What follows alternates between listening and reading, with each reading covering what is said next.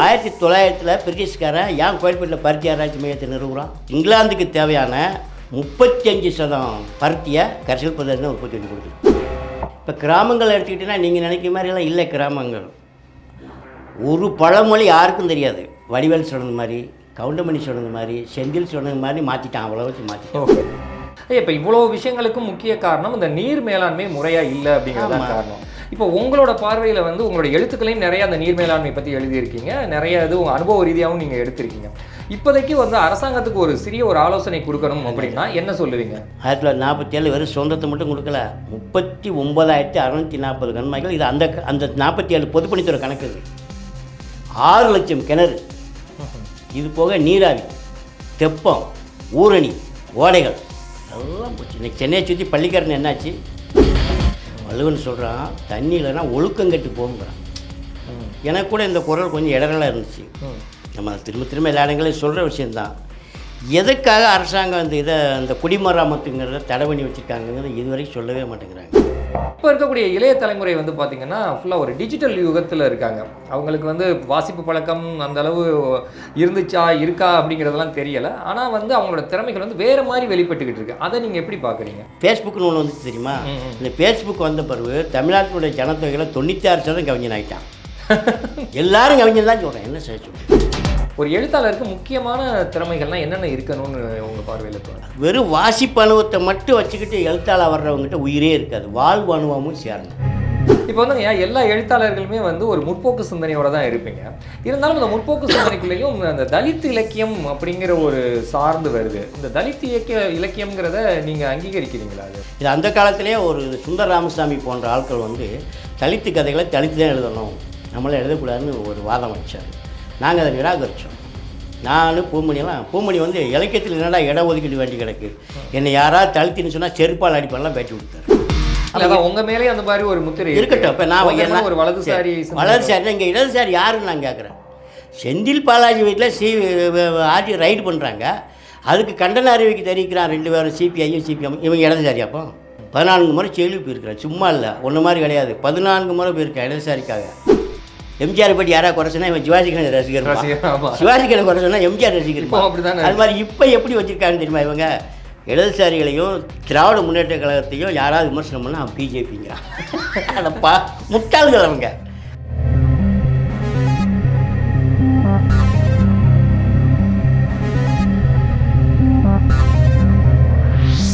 News time நேயர்களுக்கு அன்பு கலந்த வணக்கங்கள். கூகை, தூர்வை இது போன்ற நாவல்கள் எழுதிய ஒரு எழுத்தாளர், அது மட்டும் இல்லாமல் சூழ் நாவலுக்காக சாகித்ய அகாடமி விருது பெற்ற எழுத்தாளர், கரிசல் இலக்கியத்தை கண்முன்னே கொண்டு வரக்கூடிய ஒரு எழுத்தாளர் ஐயா சோதர்மன் அவங்கள தான் இன்றைக்கி நம்ம சந்திக்க போகிறோம். ஐயா வணக்கம். ஐயா வணக்கம். ரொம்ப மகிழ்ச்சிங்க ஐயா உங்களை சந்திக்கிறதுல. சந்தோஷம். கரிசல் இலக்கியம் அப்படின்னாவே இப்போ இருக்கக்கூடிய எழுத்தாளர்களில் கண்ணுக்கு முன்னால் வர்றது நீங்கள் தான். அந்த கரிசல் மண்ணோட வாசனையை அப்படியே உங்கள் எழுத்தில் கொண்டு வந்துட்டு இருக்கீங்க. இப்போ இந்த கரிசல் இலக்கியத்தில் வந்து பார்த்திங்கன்னா நிறைய பேர் எழுத்தாளர்கள் இருக்காங்க. உங்கள் பகுதியிலே நிறைய பேர் எழுதக்கூடியவங்களும் இருக்காங்க. உங்களோட பார்வையில் அந்த கரிசல் இலக்கியத்தில் ஒரு மண் வாசனையும் அந்த கலாச்சாரத்துக்கும் ரொம்ப அதிகமாக ஈடுபடுத்தி எழுதக்கூடிய எழுத்தாளர்கள்னா உங்களோட பார்வையில் யாருங்க ஐயா சொல்லுவீங்க? இல்லை, இப்போ வந்து அப்படி எழுத்தாளர்கள் யாருமே இல்லைன்னு தான் நான் சொல்ல முடியும். ஏன்னா நான் வந்து எல்லாத்தையும் அவதானிச்சுக்கிட்டு இருக்கேன், கவனிச்சுக்கிட்டு இருக்கிறேன். கரிசல் பிரதேசத்துலேருந்து எழுத்தாளர்கள் வரலாம். இப்போ கரிசல் எழுத்தாளர் அப்படின்னாலேயும் இப்போ அந்த மாதிரியான பேர் சொல்கிறதுக்கே நாங்களாம் இப்போ கொஞ்சம் தயக்கமாக இருக்கிறோம். ஏன்னா அந்த நிலங்கள் இப்போ இல்லை, அந்த விவசாய முறைகள் இல்லை, அந்த படப்புகள் இல்லை, மாடுகள் கிடையாது, கால்நடைகள் கிடையாது, பயிரிடக்கூடிய விளைபொருட்கள் கிடையாது. அந்த காலத்தில் என்னெல்லாம் பயிரிட்டோம்னு நவதானியங்கள் எல்லாமே பயிரிட்டோம். சோளம், கம்பு, உருதவழி, தினை, சாமை, வரகு, நெல் எல்லாம் பயிரிட்டோம். இப்போ இதில் நான் சொன்ன எதுவுமே கிடையாது, எதுவுமே கிடையாது. நெல் கூட பயிரிடுறது கிடையாது, எல்லாம் கம்மா பேர் கிடையாது. கம்மா பேர் தான் நாங்கள் அங்கே வரும். எங்களுக்கு ஆற்று பசங்க கிடையாது, இல்லை வானம் பார்த்த பூமி இல்லை. கம்மா இதெல்லாம் நாசமாக போச்சே. கம்மா எந்த ஊர்லேயுமே நெல் விளையில. இப்போ எல்லாம் விலை கொடுத்து அரிசி வாங்கி சாப்பிட்டுக்கிட்டு இருக்கிறோம். ஒன்று. அப்புறம் இவங்க இந்த கரிசல் சார்ந்த பண்பாட்டு விஷயங்கள் இருக்குல்ல, கலாச்சார பண்பாட்டு விஷயங்கள், அந்த தொழில் மாறுகின்ற போது அதுவும் மாறிடும். இப்போ கிராமங்கள் எடுத்துக்கிட்டிங்கன்னா நீங்கள் நினைக்கிற மாதிரிலாம் இல்லை. கிராமங்கள் ஒரு பழமொழி யாருக்கும் தெரியாது. வடிவேல் சொன்னது மாதிரி, கவுண்டமணி சொன்னது மாதிரி, செந்தில் சொன்னது மாதிரி மாற்றிட்டான். அவ்வளோ வச்சு மாற்றிட்டோம். ஆனால் அது எல்லாமே பழமொழிகளாக இருந்த விஷயங்கள் எல்லாம் போயிடுச்சு. ஆக நீங்கள் இவங்க எழுதுறது கரிசல் எழுதுல எதை எழுத போகிறீங்கன்னு நான் கேட்குறேன். கரிசல் எழுதுறதுக்கு என்னத்தை எழுத போகிறீங்கன்னு கேட்குறேன். கீரா காலத்தில் பாசேபராசன் காலத்தில் பூமணி காலத்தில் எல்லாம் எழுதி தீர்த்துட்டாங்க. அதில் கொஞ்சம் மிச்சம் மீதி இருந்ததை நான் எழுதி முடிச்சிட்டேன். இனிமேல் உருவாகிற எழுத்தாளர்கள் கரிசல் எழுத்தாளர் சொல்லிக்கலாமே ஒழிய அங்கே எழுதுறதுக்கு எதுவுமே கிடையாது. அதாவது கரிசல் சார்ந்த விஷயங்கள் கிடையாது. நான் சொன்னல அந்த முக்கியமானது வெயில், மழையின்மை, வறட்சி, அந்த உக்கிரமான குணங்கள், இதெல்லாம் இல்லை. இப்போ எதுவுமே இல்லை, எல்லாம் நகரமயம். நீங்கள் கிராமங்களுக்கு இப்போ கரிசல் கிராமங்களுக்கு நீங்கள் வந்தீங்கன்னா இன்னொரு ஆச்சரியப்படத்தக்க விஷயம் என்னென்னா இளைஞர்களே கிடையாது. ஓ, எல்லாம் குடிபெயர்ந்து வந்துட்டாங்க. எல்லாம் குடிபெயர்ந்து வந்துட்டாங்க. போடுறாங்களே செய்தியில், பொங்கலுக்கு சென்னையில் இருந்து 12 லட்சம் மக்கள் வெளியேறினார்கள், 30,000 பஸ்கள் இயக்கப்பட்டன. இதெல்லாம் சொல்கிறதுக்கு ஒரு கவர்மெண்ட் வெட்கப்படணும். ஏன்னா நகர குடியேற்றம், நகர குடியேற்றத்தினால என்னென்ன இடைஞ்சல்கள் வருங்கிறதெல்லாம் அனுபவிச்சுக்கிட்டு இருக்கோம். சட்ட ஒழுங்கு பிரச்சனை கெடும், விலைவாசிகள் கூடும், நோய் நொடிகள் பெருகும், லேண்டினுடைய விலை வாடகைகள் கூடும். இதெல்லாம் யார் கணக்கில் பார்க்க? என்ன அந்த 12 லட்சம் பேர் இங்கே வந்து என்ன கலெக்டர் வேலையை பார்த்துக்கிட்டு இருக்கான்? சாப்பாட்டுக்காக செத்துக்கிட்டு இருக்கான். வந்து ஏன் அவனுக்கு 5 ஏக்கர் அங்கே 4 ஏக்கர் தர்ஷா போட்டு தான் இங்கே வந்திருக்கான். எதுக்கு தர்ஷா போடுறான்? தண்ணி இல்லை, கம்மாய் பெருகலை, எந்த கம்மாயுமே பெருகாது இனிமேல். கம்மாயிலாம் இனிமேல் சீரழிக்கு யாராலும் சீரமைக்க முடியாது. அந்த அளவுக்கு கேடு கெட்டு போச்சு. பூரா ஆகாய தாமரைகளும் வேலிக்கருவலையும் மேதி. என்ன மண் எடுக்கக்கூடாதுன்னு சட்டம். எதுக்கு எடுக்கக்கூடாதுன்னு நாங்கள் கலெக்டர் வரைக்கும் போய் கேட்டாச்சு, சிஎம்கிட்டையும் கேட்டாச்சு. அது எங்கள் அம்மா ஐயா மழை கொண்டு வந்து போட்டிருக்குது, என்னுடைய மண், என் புஞ்சையிலேருந்து என் வாய்க்காட்டு தானே கொண்டு வந்து போட்டிருக்கு. அதை நான் திரும்ப கம்மா ஃபில்ட்ரு பண்ணி கொடுக்குது, நான் திரும்ப போய் என் புஞ்சையில் போட வேண்டாமா? 5 டிபார்ட்மெண்ட்டு பூதம், 5 பூதங்கள் காத்திட்டு கிடக்கு கம்மாயா. 1 வருவாய்த்துறை ரெவன்யூ டிபார்ட்மெண்ட்டு, 2 வனத்துறை ஃபாரஸ்ட்டு, 3 கனிம வளத்துறை, 4 காவல்துறை. என்ன பண்ணுவீங்க? யார்கிட்ட? இவங்ககிட்ட போய் நான் கையெழுத்து வாங்கிட்டா ஒரு கூட மண் எடுக்கணும்னா விவசாயம் பார்க்கவா? மண் எடுத்து எங்கே போட முடியும்? இது எதுக்காக தடை பண்ணி வச்சுருக்கேன்னு கேட்குறேன் நான். முதல்ல இது எதுக்காக தடை பண்ணி வச்சுருக்கீங்க? கிராமத்தில் எங்கள் அம்மா எனக்கு சோறு ஓடுறக்கம்மா, அதை பராமரிக்கிறது எனக்கு தெரியாதா? இந்த 5 பேர் தான் கவலை காத்துருக்கேன். இந்த 5 பேர் தான் அங்கே உள்ள சரல் மணப்பறம் விற்றுக்கிட்டு இருக்கான். இது இந்த கொடுமை எங்கே வச்சுல்ல? இப்போங்க ஏன் நீங்கள் சொன்னீங்கல்ல, இப்போ கீரா ஐயா காலத்தில் இருந்து பூமணி ஐயா காலத்துலையும் அவங்க கரிசல் இலக்கியத்தை எழுதியிருக்காங்க. அவங்களாம் கூட தானே எழுதியிருக்காங்க, இதை பற்றி சிறப்பாக தானே எழுதியிருக்காங்க. அவங்க இருக்கும்போது தான் கரிசல் பிரதேசம் இருந்துச்சு, கரிசல் வெள்ளாமல் இருந்துச்சு. ஓ, அதை சொல்ல வரீங்க. அதுக்கப்புறம் தானே ஒன்றும் இல்லாமல் போச்சு. ஓகே. இப்போ எதை எழுதுவா? களமே கிடையாது. டிராக்டர் வந்து உழவடிக்குது. தானிய மூட்டைகள் வீட்டுக்கே கொண்டு வரது கிடையாது, களத்திலே விற்றுட்டு போயிடுறான். என்ன பண்ணுவீங்க? தானியமே இல்லையா? மக்காச்சோளம், சூரியகாந்தி, நித்திய கல்யாணி, இந்த 3 தவிர கரிசக்காட்டில் எந்த வெள்ளாமையும் கிடையாது. ஓ, அந்த ஏரியாவில் வேறு விவசாயம் இல்லாமல் கிடையாது, எதுவுமே மக்காச்சோளம் தான் பயிரிட்டு இருக்கு. மக்காச்சோளம் தான், எல்லாரும் மக்காச்சோளம் தான். எதனால் அந்த மாதிரி ஒரு? ஏன்னா அது வந்து செலவு கம்மி, அதுக்கு அட்வான்ஸ் பணம் கொடுக்குறான். மக்காச்சோளம் எதுக்காக பயிரிடுறோம்னு விவசாயிக்கே தெரியாது. உற்பத்தி உறவுகள்னு ஒரு இது உண்டு, ஒரு பெரிய தத்துவமே உண்டு, மார்க்ஸ் சொன்ன தத்துவம். நான் உற்பத்தி பண்ணுற பொருளுக்கும் எனக்குமான உறவு என்ன? அது எதுவுமே கிடையாது. நித்திய கல்யாணி ஒரு பாய்சன், விஷ செடி. அது ஏதோ மருந்து கெமிக்கலுக்கு வாங்குறாங்க, கேன்சருக்கு ஏதோ போகுது, அது போகுது. மக்காச்சோளம் எதுக்கோ போகுது. அது ஆட்டு தீவனம், மாட்டு தீவனம், கோழி தீவனம்னு போகுது. அது வந்து எல்லாம் வாங்குறது பூரா பெரிய பெரிய கோடீஸ்வரர் பிரபுகள் தான் வாங்குறாங்க. பிறகு மக்காச்சோளமும் சூரியகாந்தி ஆயில் தயாரிக்கிறாங்க. இந்த 3 தான் எல்லாமே, இந்த 3 தான் காசு கொடுக்குறான். ஓ, இதனால தான் அந்த பகுதிகளில் சூரியகாந்தி அதிகமாக பயிரிடுறாங்க. ஆமாம், இது அதாவது எந்த காலத்தில் எது வேணுமோ அதான் ஒன்று. 1900 கோயில்பேட்டில் ஒரு பருத்தி ஆராய்ச்சி மையம் நிறுவியிருக்கிறாங்க. இன்றைக்கி அது வந்து கோயம்புத்தூர் விவசாய பல்கலைக்கழகத்தினுடைய ஒரு அங்கமாக இருக்குது. கோன்னு வரக்கூடியதெல்லாம் அவங்க தயாரிப்பு தான், அவங்களுடைய கண்டுபிடிப்பு. கோ ரகம் அப்போதான் அதெல்லாம் கோயில்பேட்டி தான். ஒட்டு சோளம், ஒட்டு கம்பு, ஒட்டு நிறைய. கோவை கிடையாதா? கிடையாது, கோயில்பேட்டி. அது இது ஒரு பெரிய விஷயம். இயற்கை விஞ்ஞானி, வேளாண் விஞ்ஞானி நம்மாழ்வார் அங்கே தான் வேலை பார்த்தார். அவருக்கு அங்கே தான் ஞானோதயம் ஏற்பட்டுச்சு. அவர் ஒரு அக்ரிகல்ச்சர் இன்ஜினியர். அங்கே தான் அவருக்கு ஞானோதயம் ஏற்பட்டு இந்த பூச்சி மருந்து தெளிக்கிறது, இந்த மாதிரியான விவசாயத்தை வேண்டான்னு சொல்லிட்டு இயற்கை விவசாயம் மாறினது அங்கே தான்.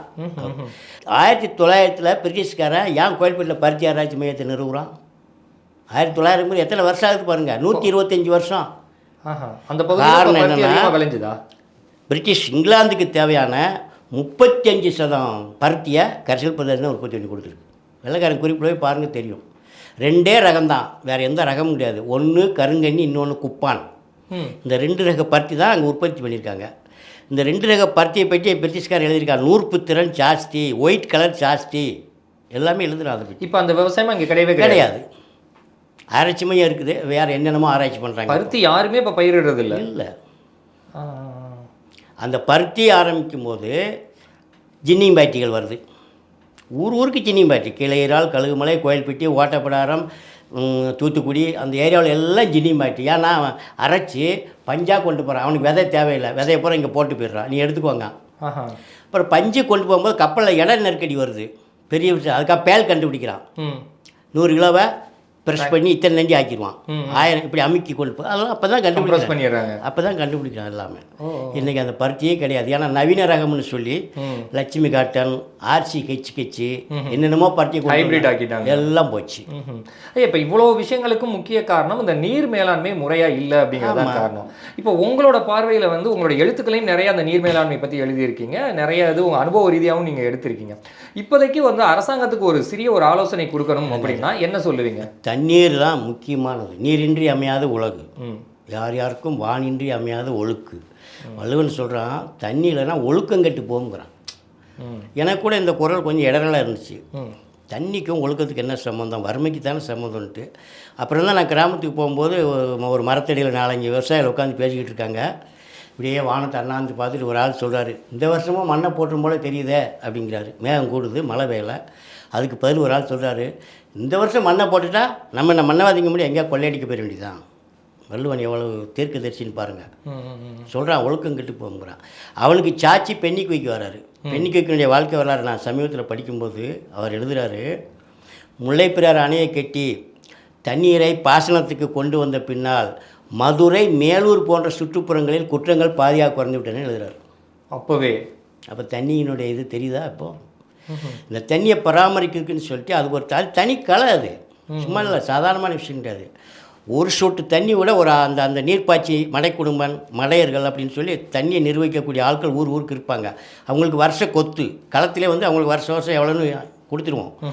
அவனுக்கு தெரியாமல் ஒரு சொட்டு தண்ணி கம்மாயிலேருந்து வெளியில் யாரும் கொண்டு போக முடியாது. கம்மாயை அவன் தான் பாதுகாப்பான்.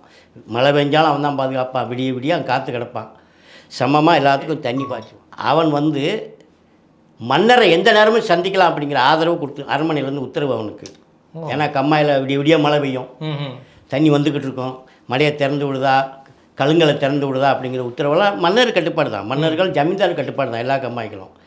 அதனால் அங்கே போய் அனுமதி வாங்கிறதுக்கு இரவில் கூட அவர் மன்னரை சந்திக்கலாம், ஜமீன்தார் சந்திக்கலாங்கிற ஆர்டர்லாம் இருக்குது. நான் எட்டயபுரம் அரண்மனைக்குள்ளே போய் இதெல்லாம் எடுத்து பார்த்தேன், நான் கெஜெட்டில் இருக்குது. நம்ம திரும்ப எல்லா இடங்களையும் சொல்கிற விஷயந்தான். எதுக்காக அரசாங்கம் இந்த குடிமராமத்துங்கிறத தடை பண்ணி வச்சுருக்காங்கிறது இதுவரைக்கும் சொல்லவே மாட்டேங்கிறாங்க. என்னுடைய கம்மாயை வருஷம் நாங்களே பேர் மராமத்துன்னு பேர் நாங்களே பார்த்துக்கிடுவோம். வருஷத்தில் ஒரு நாள் ஊர் சாட்டுவோம். கம்மா குடிமராமத்து பார்க்க போகிறோம், 3ஆம் யாரும் வேலைக்கு போகக்கூடாது, போனால் 1001 அவதாரம்னு சொல்லி தண்டரை போட்டுருவாங்க. எல்லோரும் ஊரில் உள்ள அவ்வளோ பேர் வந்துடுவாங்க. மம்பட்டி, கடப்பாறை, அருவா, கம்பு, வண்டி, மாடு, கூடை எல்லாம் கொண்டு அங்கே வந்துடுவோம். கிட்டத்தட்ட ஊர் சனம் பூரா கம்மாயில் வேலை பார்க்கும். பட்டை மரங்களை பூரா எந்த மரத்தை வெட்டணும்னு எங்களுக்கு தெரியும். எந்த மடை ஓரத்தில் மண் எடுக்கக்கூடாதுன்னு எங்களுக்கு தெரியும். ஏன்னா ஆழம் கீழே வீசினா மடை மேலே வந்துடும். எல்லாம் எங்களுக்கு தெரியும். தெரியாதெல்லாம் ஒன்றும் கிடையாது. அது பெரிய ஆளுங்க இருக்காங்க, நீர் பாய்ச்சி இருக்காங்க, மடை குடும்பம் இருக்காங்க, பார்த்துக்கிடுவாங்க. அவங்க பெரிய ஆட்களே சொல்லுவாங்களா இந்த இடத்துல? அம்மா அவங்க ஆர்டர் பண்ணாங்கன்னா இவன் இளவட்ட மாதிரி பொம்பளை பிள்ளை அவ்வளோ பேர் செய்வாங்க.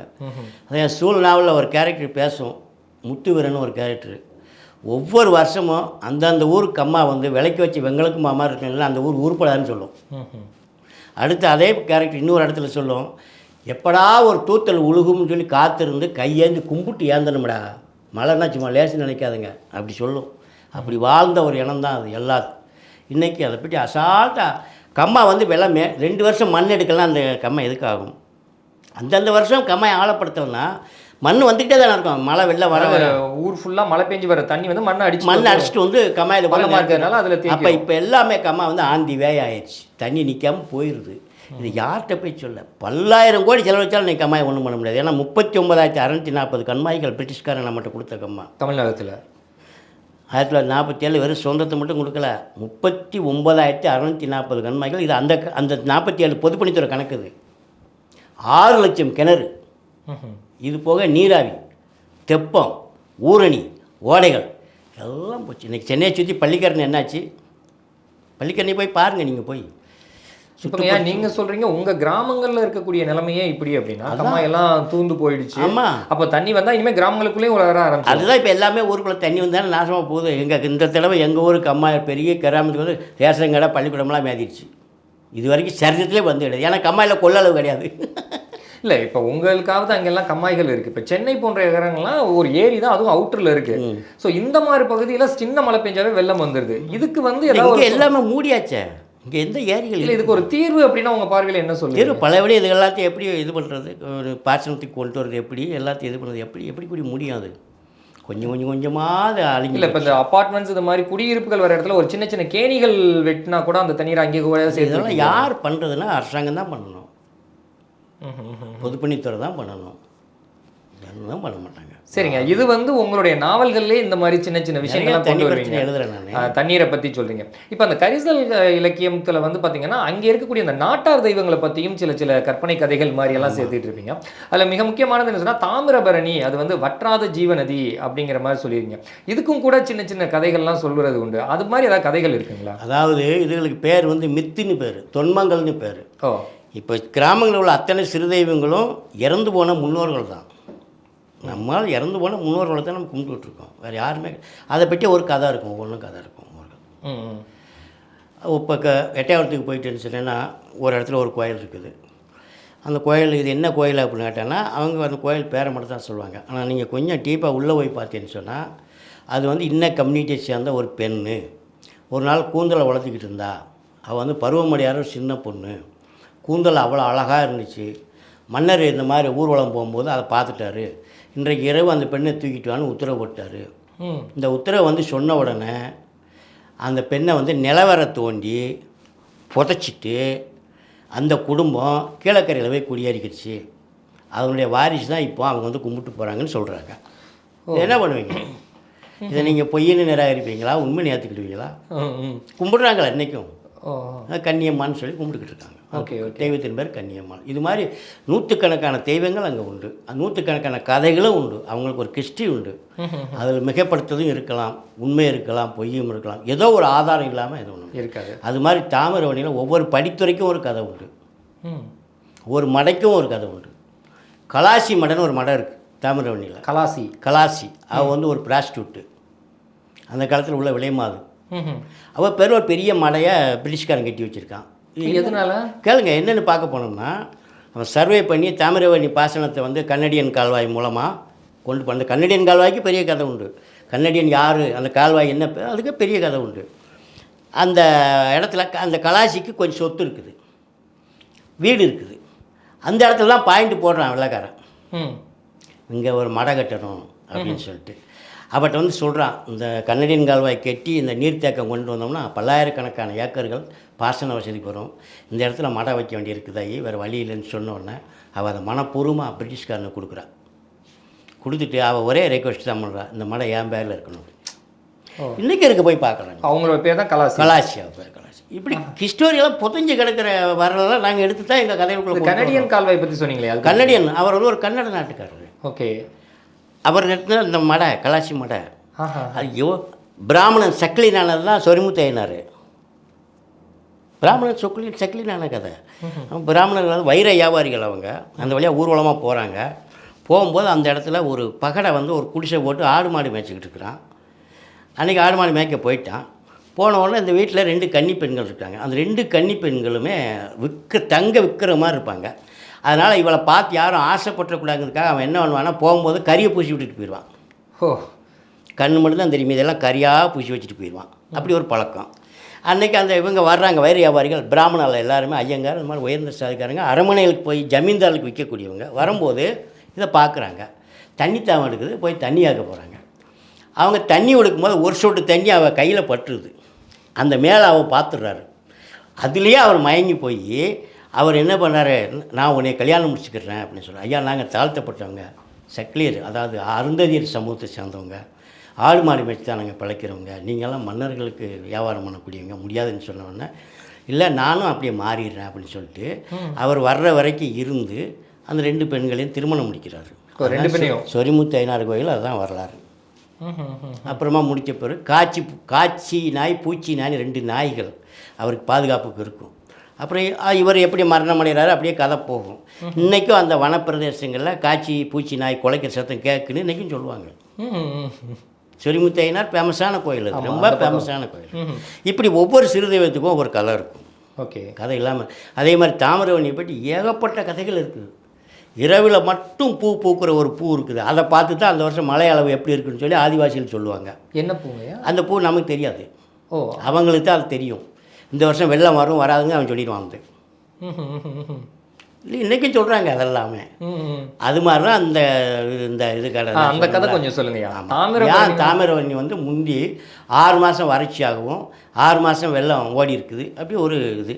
அப்புறம் இப்போ வற்றாத ஜீவநதியாக இப்போ ஏன் ஓடுது அப்படின்னா அதுக்கு ஒரு மித்தி சொல்கிறாங்க, ஒரு கதை. அதாவது தாமிரவரணி உற்பத்தி ஆகக்கூடிய அந்த பொதிகை மலை உச்சியில் ஆடு மேய்ச்சிக்கிட்டு இருந்திருக்காங்க. அப்போது ஒரு ஆடு போய் தவறி விழுந்து கால் ஒடிஞ்சு போச்சு, நடக்க முடியல. நடக்க முடியாத ஆட்டை என்ன பண்ண முடியாது, விட்டுட்டு வர முடியாது, சுமந்துட்டு வர முடியாது. அதனால் அதை அங்கேயும் அறுத்து கூறு போட்டு பிரிச்சுக்கிறாங்க. அது ஒரு பாறை, ஒரு இடம் இருக்குது. அதில் அந்த பாறையில் தான் வந்து 7 கன்னிமார் அவங்க தினமும் வந்து குளிச்சுட்டு கூந்தல் வளர்த்தி பாடு வளமை பேசிட்டு போகிற இடம் தான் அந்த பாறை. அன்றைக்கி அவங்க வர்றாங்க, இப்படி ரத்தமும் சதயமாக கிடக்கு. ஐயோ இப்படி யாரோ பண்ணிட்டாங்களே, என்ன செய்ய, நம்ம தலைமுறையாக அங்கே தானே நம்ம உட்காந்து பாடு வளமை பேசிட்டு போவோம், குளிச்சுட்டு கூந்தல் வளர்த்துவோமேன்னு சொல்லிட்டு வர்ண பகவானை நோக்கி தவம் இருக்கிறாங்களாம். வர்ண பகவான் பிரசன்னமாகிறாரு. என்ன கன்னிமார்களேன்னு கேட்கும்போது இவங்க சொல்கிறாங்க இந்த மாதிரி அப்படின்னு சொன்னோடனே, இதை நீங்கள் சுத்தப்படுத்தி கொடுக்கணும் அப்படின்னு. நான் பண்ணி கொடுத்துட்றேன் அப்படிங்கிறார் அவர். ஆனால் அதில் ஒரு கன்னி கொஞ்சம் புத்திசாலித்தனமாக என்ன சொல்லுதுன்னா, இன்றைக்கி ஒரு நாள் சுத்தப்படுத்திடுவார், நாளைக்கு இப்படி இருந்தால் என்ன பண்ண முடியும், அதனால் தினமும் மழை வேணும் சுத்தப்படுத்தி கொடுக்கணும்னு கேட்குறாங்க. அவர் ப்ராமிஸ் பண்ணிடுறாரு. அதனால தான் தினமும் பொதிகை மலையில் மழை பெய்யுது, வற்றாத ஜீவநதியாக தாமிரவழி ஓடுதுன்னு பழங்குடிகள் ஒரு கதை வச்சுருக்காங்க. ஓ, இப்போ வரைக்கும் தண்ணி வற்றாமல் ஓடிக்கிட்டு ஜீவநதி, வற்றாத ஜீவநதி தாமிரவழி. இப்படியெல்லாம் நிறையா கதைகள் உண்டு, ஒவ்வொன்றுக்கும் ஒரு கதை இருக்கும். ஆனால் இது வந்து உண்மையாக பொய்யா அப்படிங்கிறது. இப்போ நான் என்னுடைய சூழ்நாவில் ஒரு கண்மையை பற்றி ஒரு கதை எழுதியிருப்பேன். அந்த கண்ணா வந்து அது எங்கள் ஊர் கம்மா தான், ஊர்லோடி கம்மா. இது வரைக்கும் அந்த கம்மா உடைஞ்சதே கிடையாது. இதில் ஒரு பெரிய அதிசயம் என்னென்னா, கூசாலி வெட்டி, பெருமா வெட்டி, லிங்கம் வெட்டி, கற்றாமன் வெட்டி, சென்னையம் வெட்டி, வரதம் வெட்டி, இந்த 6 ஊர் கண்மாய்களும் பெருகி எங்கள் ஊருக்கு வரும். எங்கள் ஊருக்கு அம்மா தாண்டோன்னு ஆற்று வியாபாரம் கோவில்பட்டி இல்லைங்க, கோவில்பட்டி. ஓகே, எங்கள் ஊருக்கு அம்மா மருகா போகும்போது நேரடியாக ஆறு, பக்கத்தில் ஆறு, அது வந்து வியாபாரம் கடலுக்கு போயிடும். அது அந்த கம்மா தண்ணியை பூரா தாங்கக்கூடியது இந்த ஊர்லோடி கம்மா தான். எட்டப்பா மகாராஜாவுடைய கண்காணிப்பில் உள்ள கம்மா. இந்த கம்மா வந்து இது வரைக்கும் உடைஞ்சதே கிடையாது. அவ்வளோ பெரிய கம்மா. அந்த கம்மாலாம் உடஞ்சிருக்கு. நான் சொல்கிற ஊர் கம்மாலாம் உடஞ்சிருக்கு, இது உடையலை. சாதாரண கரிசல் காட்டு கரை தான் இருக்குது. அதுக்கு ஒரு கதை வச்சுருக்குறாங்க. ஏன் நம்ம ஊருக்கு அம்மா உடையாமல் இருக்குது அப்படின்னா, அது பெருசுக சொல்லுவாங்க. இது மாதிரி நைட்டில் இரவு மூலமாக பெரிய மழை பெஞ்சிக்கிட்டே இருக்குது, அடைமழை பெஞ்சு தண்ணி அந்த 6 கம்மாயிலேருந்து வருது, பெருவாரியான தண்ணி வருது, கரைக்கு மேலே தண்ணி போய்கிட்டு இருக்குது. எங்கள் ஊர் கம்மா கரையில் ஐயனார் தான் காவல் தெய்வம். எல்லா ஊர் கம்மாயிலும் ஐயனார் சாமி இருக்கும், அது காவல் தெய்வம், அது சாத்தனது. அப்போ நீர்ப்பாய்ச்சி வந்து என்றைக்கும் போல் நைட்டில் அந்த கொங்கானின்னு சொல்லி ஒன்று போட்டுட்டு ஒரு சின்ன அரிக்கை லைட்டை வச்சுட்டு கரையை சுற்றி பார்த்துட்டு வர்றாரு. தண்ணி கரைக்கு மேலே வருது, உடஞ்சா ஊர் காலி ஆயிரும். இப்போ இவர் வந்து ஐயனார் சாமிகிட்ட வந்து அழுகுறாரு.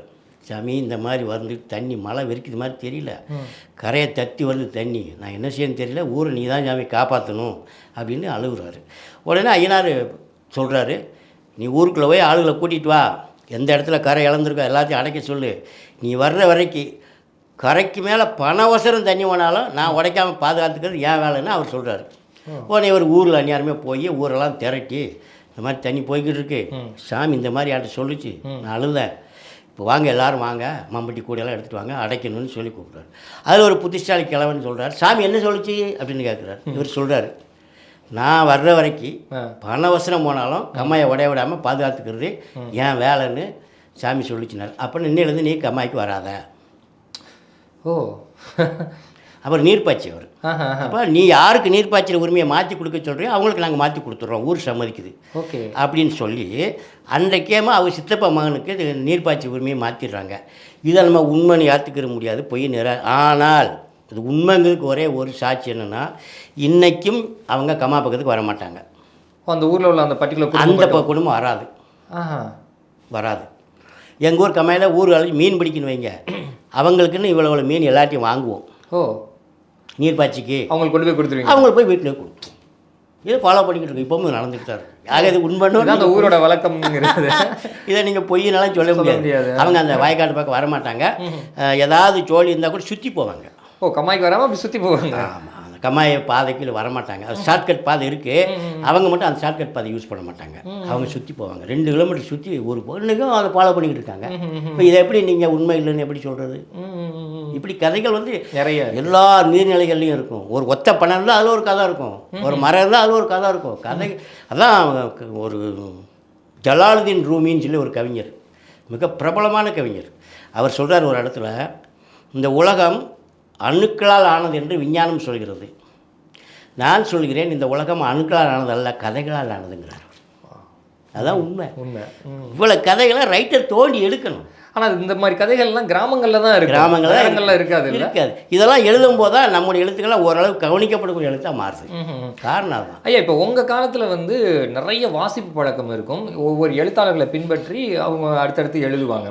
இப்போ நீங்கள் இருந்த காலத்தில் ஒரு கதையை வந்து பிரசுரிக்கணும் அப்படின்னா கடிதத்தின் மூலமாக தான் தொடர்பு கொள்வீங்க. அந்த பதிப்பகத்தார் வந்து ஏதாவதுன்னா சொல்லுவாங்க. ஆனால் இப்போ இருக்கக்கூடிய இளைய தலைமுறை வந்து பார்த்திங்கன்னா ஃபுல்லாக ஒரு டிஜிட்டல் யுகத்தில் இருக்காங்க. அவங்களுக்கு வந்து வாசிப்பு பழக்கம் அந்த அளவு இருக்கா அப்படிங்கிறதெல்லாம் தெரியலை. ஆனால் வந்து அவங்களோட திறமைகள் வந்து வேறு மாதிரி வெளிப்பட்டுக்கிட்டு இருக்கு. அதை நீங்கள் எப்படி பார்க்குறீங்க? அது இந்த யுகத்தில் வந்து முதல்ல வந்து எங்களுக்கு அச்சு ஊடகங்கள் வேறு ஊடகங்கள் கிடையாது. ஒன்று, இப்போ அச்சு ஊடகம், ஒளி ஊடகம் எல்லாமே வந்துடுச்சு ஊடகங்கள். அப்புறம் அப்பைக்கப்போ சரக்குகளை பிரசுரம் பண்ணக்கூடிய வாய்ப்புகள் வந்துடுச்சு. இப்போ ஏதோ ஒரு இதில் ஃபேஸ்புக்குன்னு ஒன்று வந்துச்சு தெரியுமா? இந்த ஃபேஸ்புக் வந்த பிறகு தமிழ்நாட்டினுடைய ஜனத்தொகையில் 96% கவிஞன் ஆகிட்டான். எல்லாரும் கவிஞன் தான் சொல்கிறேன். என்ன செய்ய சொல்கிறேன்? அவன் எழுதியிருக்குது கவிதையா என்ன அப்படிங்கிறத பற்றி கவலையே கிடையாது. கவிஞர்னு சொல்லணும். அவன் கவிஞர். ஃபேஸ்புக்கில் 4 வரி போட்டுருவான், அவன் கவிஞருங்கிறான். நம்ம அவனை போய் என்ன பண்ணணும்? இப்படி ரொம்ப ஜோக்கெல்லாம் நடக்கும். நான் இப்போ ஒரு சமயத்தில் ஒரு கவிதை நூல் வெளியீட்டு விழாவுக்கு போயிருந்தேன். அதில் நோட்டீஸில் கவிஞர்னா போட்டிருந்தது. நான் எல்லாத்தையும் கவிஞர்னு பேச வச்சேன். ஒரு ஆளை எப்படியோ கவிஞர்னு சொல்லலாம், வெறும் பேரை மட்டும் சொல்லிட்டேன். நான் மேடை விட்டு கீழே இறங்கி வரும்போது அந்த பையன் கூட சண்டைக்கு வர்றான்.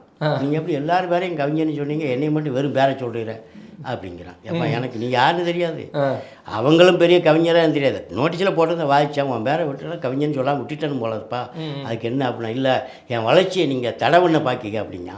என்ன பண்ண சொல்கிறீங்க? நான் கவிஞன் கிடையாதுப்பா உனக்கு போட்டியாக எழுதுறதுக்கு அப்படிலாம் சொன்னேன். அப்புறம் கடைசியில் ரொம்ப வருத்தப்பட்டான். அப்புறம் அவன்கிட்ட சொன்னேன், நீ இன்னொரு கூட்டம் நடக்கும்போது உன்னை 2 ஆட்டு மகாகவின்னு சொல்லிடுறேன்ப்பா ஆளை அப்படின்னு சொல்லிட்டு வெளியே வந்தேன். ஏன்னா ஒரே நல்ல பேரும் புகழும் அடையணுமுங்க. என்ன பண்ண சொல்கிறீங்க?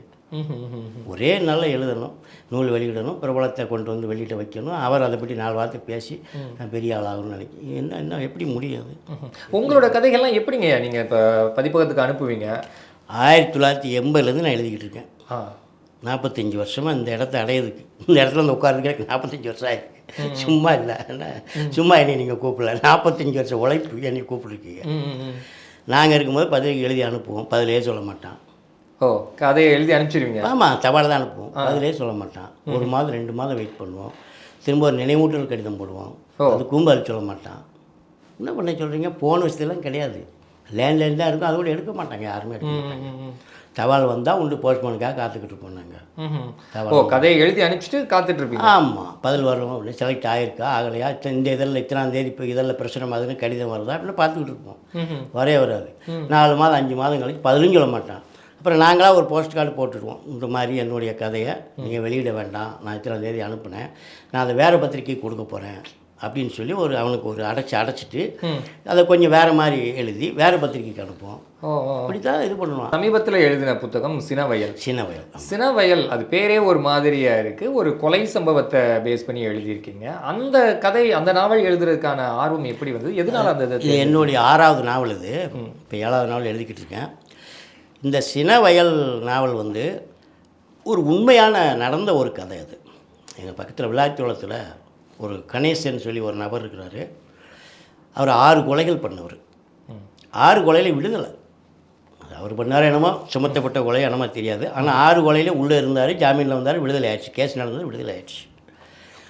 அவர் கூட எனக்கு பழக்கம் உண்டு. அவர் என் உறவினர், அவர் கூட பழக்கம் உண்டு. அவர் இந்த கதைகளை பூரா சொல்லும்போது ரொம்ப இன்ட்ரெஸ்டிங்காக இருக்கும்.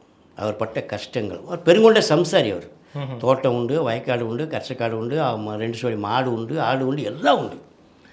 ஆனால் இவர் அந்த கொலை குற்றத்தில் சம்மந்தமானவன இது எல்லாம் எப்படி நாசமாகுதுங்க தான் கதை. விவசாயம்லாம் ஒன்றும் இல்லாமல் போச்சு. நிலத்தெல்லாம் விற்றுட்டாரு, மாடு கிடையாது, ஒன்றுமே இல்லை, எல்லாமே விற்றுட்டு வேறு ஊரில் போய் குடியிருக்கிறாரு.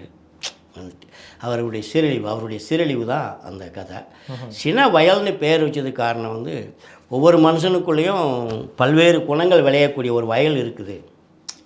ஈவு குணம், இறக்க குணம், மனசுக்கு எல்லாத்துக்குள்ளேயும் எல்லா குணமும் இருக்குது. அதில் சினமும் விளைஞ்சிக்கிட்டு இருக்கு உள்ள.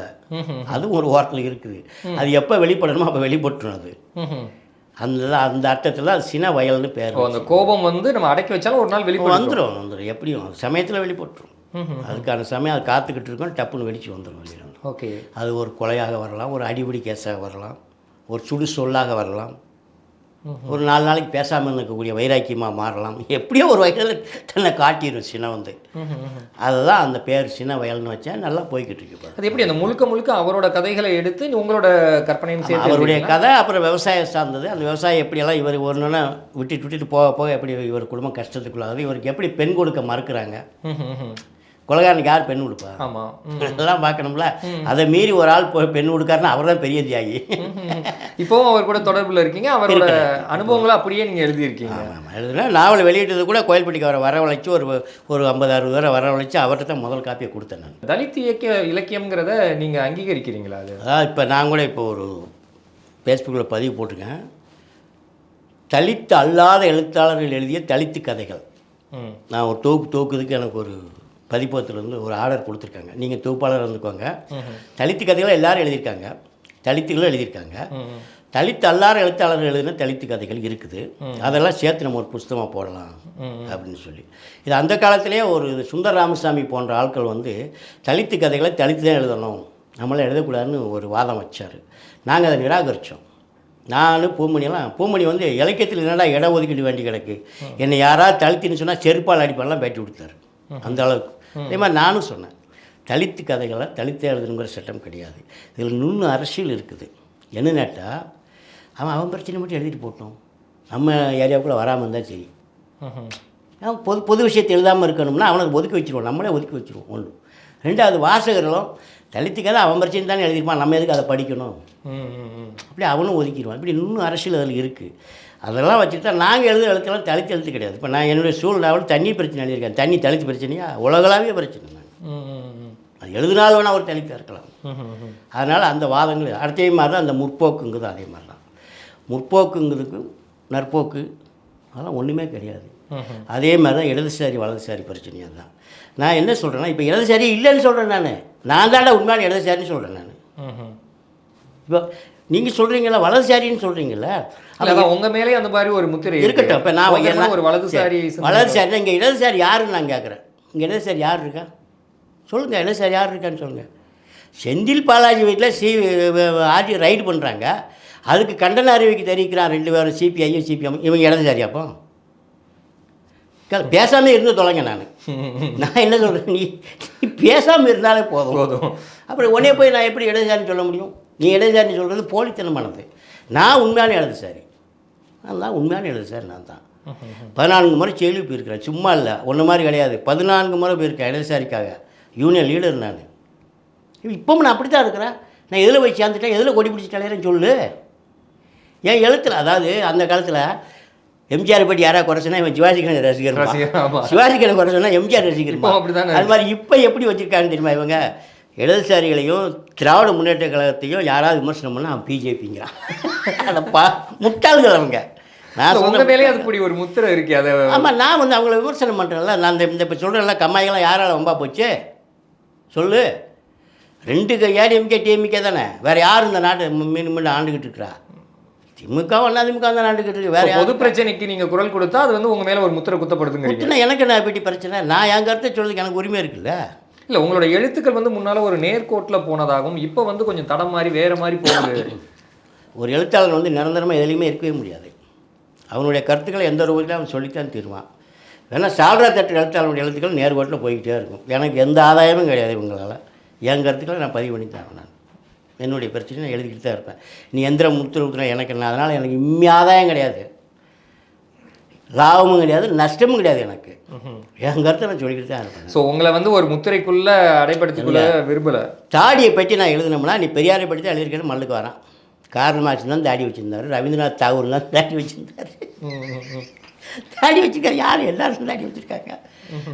நீ எதுக்கு பெரியாரை பற்றி எழுதுறாங்க? என்னப்பா நான் எங்கே எழுதியிருக்கேன்? நீ தாடியை பற்றி எழுதியிருக்காங்க. இவனை வச்சு என்ன பண்ணுவீங்க நீங்கள்? ஆக அவன் ஒரு துருப்பிடிச்ச அளவுகோலை அவன் வச்சுருக்கான். அதை வச்சுட்டு என்னை அளக்க முடியாது. அது இத்து போய் துருப்பிடிச்சு போச்சு உன் அளவுகோல். நீ அதை வச்சுட்டு தான் என்னை அளப்போம்னா எப்படி அளக்க முடியும்? நான் நவீன எழுத்தாளர். நான் அதிகப்படியான விமர்சனங்கள் வந்து திமுகவை பற்றி இருக்குது. இப்போ திமுக தான் உங்களுக்கு வந்து எழுத்தாளர்கள்லாம் வீடெல்லாம் கொடுத்துருக்காங்க. அந்த மாதிரி நல்ல கொடுக்கல. சாகித்ய அகாடமி விருது வாங்கினதுக்காக கொடுத்துருக்காங்க. சாகித்ய அகாடமி விருது யார் யார் வாங்கியிருக்காங்க? எழுத்தாளர்களுக்கும் சில விஷயங்கள்லாம் பண்ணிட்டு தானே. அதுக்காக சொல்லுங்கள், அதுக்காக சொல்லுங்கள். ஸோ விமர்சனங்கிறது நீங்கள் வச்சுக்கிட்டு தான் இருப்பேங்கிறீங்க. விமர்சனமே கிடையாது. அது என்னுடைய எழுத்தில் என் கேரக்டர் பேசுது. நான் என்ன பண்ண முடியாத? நானும் அது நான் கிடையாது. அது என்னுடைய கேரக்டர் பேசுது. என்ன பண்ண சொல்லுங்க? ஒரு பொம்பளை சொல்கிறாள்ல வீடியோலாம், இலவச பஸ் யார் கட்டான்னு சொல்கிறாங்க, என்ன பண்ண பதில் சொல்ல போகிறீங்க? சொல்லுங்கள். எல்லோரும் விரும்புகிறாங்க, நான் அவளுக்கு விருப்பம் இல்லையா? அதுக்கு அவள் காரணம் சொல்கிறாள், 100 காரணம் அவள் சொல்கிறாள். அதுக்கு என்ன பண்ண போகிறீங்க நீங்கள்? அதுக்கு அது அப்படி தான் இருக்கும்.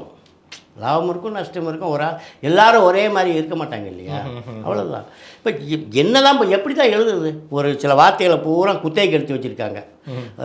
அங்காள பரமேஸ்வரர்னு ஒன்று எழுதிட்டா நீ ஜெயலலிதாவை தான் எழுதியிருக்கேன்ட்டு அண்ணாமிகார் அடிக்க வரான். அப்போ எதை எழுதுங்க கேட்கணும். சில வார்த்தைகளை பேசவே முடியாதுங்க. அதே போல் நிறங்களையும் இந்த எமர்ஜென்சி காலத்தில் இப்போ அறுதலிங்கிற வார்த்தையை பயன்படுத்த பூரா அரெஸ்ட் பண்ணாங்க. இந்திரா காந்தி அறுதலியாக இருந்தான்னு சொல்லிட்டு அந்த மாதிரியெல்லாம் பண்ணிக்கிட்டு இருந்தாங்க. எப்படி கூட ஒரு எழுத்தாளர் செயல்பட முடியும்? ரைட்டருக்கு எந்த கட்டுப்பாடுமே இருக்காது. அவனுடைய கருத்துக்கெல்லாம் சொல்லுவான். நீ மாற்று கருத்து உன் பேனா இருக்குது, நீ சொல்லிக்க வேண்டியதான். அதுக்கு இடம் இருக்குல்ல, அப்புறம் என்ன நீ சொல்லிக்காத முடியும். ஆனால் இப்போ இல்லைங்க. ஐயோ 15 வருஷத்துக்கு முன்னாடியே சவுத் ஆசியா லிட்ரரி கான்ஃபரன்ஸ்னு சொல்லி டெல்லியில் விருது நடத்தினாங்க. நான் அதில் இப்போ தமிழ்நாட்டினுடைய பிரதிநிதியாக நான் தான் கலந்துக்கிட்டேன். என் கூட சல்மா வந்தாங்க, டிஎம்கே. அவங்க டிஎம்கே. எங்கள் 2 பேர்த்துக்குமே அங்கே ஒரு செஷன்ஸ் வச்சுருந்தாங்க. இப்போ இந்த அடுக்குமொழியை பற்றி பிரச்சனை வந்துச்சு. அது பேசினா நான் சொன்னேன், யார் ஆசியா நாட்டிலேருந்து எல்லா நாட்டிலேருந்து வந்திருக்காங்க. நான் சொன்னேன், இந்த அடுக்குமொழி அப்படிங்கிற ஃபார்மை வந்து திராவிட கட்சிகள் தான் கொண்டு வந்தாங்க. குறிப்பாக அண்ணாதுறையிலேருந்து தான் அந்த இது கருணாநிதி தான் வளர்த்து வந்தாங்க. இது வந்து அவங்களுக்கு ஆட்சியை பிடிக்கிறதுக்கு உபயோகமாக இருந்தது. இப்போ வந்து அவங்க அதை விட்டுட்டாங்க. இப்போ யாருமே அடுக்குமொழியில் பேசுறது கிடையாது. யாரும் பேசினாலும் கல் தெரிஞ்சு விரட்டிடுவாங்க. ஆனால் எனக்கு இந்த அடுக்குமொழி எதுக்கு பயன்படுச்சு அப்படின்னு சொன்னால், செலவை கணக்கு எழுதவும் பலசரக்கு பில்லு எழுதவும் தான் எனக்கு பயன்படுச்சு. ஒரு படைப்பை உருவாக்குறதுக்கு எனக்கு பயன்படலாம். இப்படி எப்போ பதிஞ்சு பண்ணியிருக்கேன்? 15 வருஷத்துக்கு முன்னாடி நான் பதிவு பண்ணியிருக்கேன். இன்றைக்கா அப்போவே நான் வலதுசாரி இடதுசாரி பிரச்சனை ஒன்று எனக்கு அது நியாயமும் கூட, உண்மையும் கூட. இப்போ யாருங்க அண்ணாதுரை புத்தகத்தை வாங்கி படிக்கா, யார் கருணாநிதி புத்தகத்தை வாங்கி படிக்கா? நீங்கள் போய் பாருங்கள், யாராவது எங்கேயாவது வாங்கி படிக்காங்கன்னு சொல்லி. ஒன்றுமே இல்லை. காலம் அழிச்சிடும். காலத்துக்கு ஈவிறக்கமே கிடையாது. எதில் உயிர் இருக்கோ அது வரும். ஒரு பாடல் எழுதின பாடல் கூட வந்துக்கிட்டே இருக்குது. காலம் வந்து காலத்தில் மிதந்துக்கிட்டே இருக்குது. அது மூழ்கடிக்கவே முடியாது. திருவள்ளுவர் யாருக்கு தெரியும் சொல்லுங்கள்? பட்டினத்தார் யாருக்கு தெரியும்? ஆண்டாள் யாருக்கு தெரியும்? அவங்க உருவம் கூட நமக்கு தெரியும். அவங்க எழுத்தால் இன்னும் பேசப்படக்கூடியது, அன்றாடம் பேசக்கூடிய எழுத்துக்களாக இருக்கா? எப்படி இருக்குது? அது உள்ள வலிமையானது தான். அது நல்ல இலக்கியம் வந்து எப்பவும் வந்துக்கிட்டே இருக்கும். இப்போ ஒரு நாவலை வந்து சினிமாவாக ஆக்கும் பொழுது நிறைய சிக்கல்கள் இருக்குல்ல? ஆமாம். அதை உங்கள் பார்வையில் எப்படி பார்க்குறீங்க? இல்லை, அது வந்து சினிமா மொழிங்கிறது வேறு. ஊடகத்துகளை கொண்டு போய் காட்டும் போது, ஏன்னா ஊடகத்தை பார்க்கக்கூடிய ஆட்கள் யார் அப்படிங்கிறத நம்ம பார்க்கணும். இப்போ என்னுடைய எழுத்துக்களை படிக்கக்கூடியது வெகுஜன மக்கள் கிடையாது. ஓரளவு இன்டலெக்சுவல்ஸ் அறிவுஜீவிகள் தான் படிப்பாங்க. அது வந்து அப்படி கிடையாது. வெகுஜன ஊடகம் அது. அதுக்கு தக்க மாற்றி கொடுத்தா தான் அதை பார்க்க முடியும். இல்லைன்னா பார்க்க மாட்டாங்க. சில மசாலா கலவையெல்லாம் தேவைப்படும். கட்டாயம் வேணும். சில மசாலா கதைகள் வைக்கணும், சில அடிப்படை கேஸுகள் வைக்கணும். அவங்க அந்த மாதிரி கொண்டு போனால் தான் அது சினிமாவை பார்க்க முடியும். ஏன்னா வியாபார ரீதியாக வெற்றி அடையணும் இல்லையா? நஷ்டப்பட முடியாதுல்ல யாருமே. ஐயா, உங்களோட பார்வையில் எழுத்தாளர் பூமணி அவங்களை எப்படி பார்க்குறீங்க? அவங்ககிட்டேருந்து நீங்கள் எடுத்துக்கிட்ட விஷயங்கள்? பூமணி வந்து ஒரு முக்கியமான தமிழ் இலக்கியத்தில் ஒரு முக்கியமான ரைட்டர். அவர் எல்லோரும் சொல்லுவாங்க, சொல் சிக்கனம் இருக்கு இல்லையா, அதில் அவர்கிட்ட கற்றுக்கிறோம். ஒரு கச்சிதமாக இருக்கும், ஒரு பட்டு கத்தரிசி மாதிரி இருக்கும் அவருடைய எழுத்து. ஒரு வார்த்தை கூட வித்தியாசமாக அதிகமாக இருக்காது. எங்களால் அப்படி எழுத முடியாது. அது எங்களால் யாராலும் எழுத முடியாது. அது ஒரு இது அவர்கிட்ட. கராரான ஆளும் கூட சமரசமே பண்ணிக்கிற மாட்டார். யார்கிட்டையும் சமரசம் பண்ண மாட்டார். எமர்ஜென்சியில் தமிழ்நாட்டில் கைதான ஒரே ரைட்டர் பூமணி தான். இவங்கள மாதிரிலாம் அவர் முற்போக்குவாதின்னு சொல்கிறாரா, இடதுசாரின்னு சொல்கிறாரா? சொல்லுங்க. கவர்மெண்ட்டுக்கு தெரியுது அவன் இடதுசாரின்னு, உண்மையான இடதுசாரி அவன் தானே தெரியுது. இப்போ நான் வீரப்பனபடி கதை எழுதி என்னை தான் அரெஸ்ட் பண்ணாங்க. உங்களை யாரும் எந்த முற்போக்குவாதி அரெஸ்ட் பண்ணாங்க? வனகுமாரன் கதை இந்தியா டுடேல வீரப்பன் ஏன் கைது செய்யாமல் ஏன் போலீஸால் கைது செய்ய முடியல அப்படிங்கிற அந்த கதை. அது இந்தியன் எக்ஸ்பிரஸில் பத்மநாராயணன் இங்கிலீஷில் மொழிபெயர்த்தாங்க.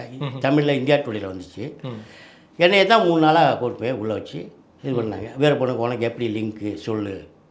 ஐயா எனக்கு அவர் தெரியாது, அவர் சத்தியமங்கலம் இருக்கார், நான் கரசக்காட்டில் இருக்கேன், நான் அவர் பார்த்ததே கிடையாதுன்னா இப்போ கதை இவ்வளோ தத்ரூபமாக எழுதியிருக்குது அப்படிங்க.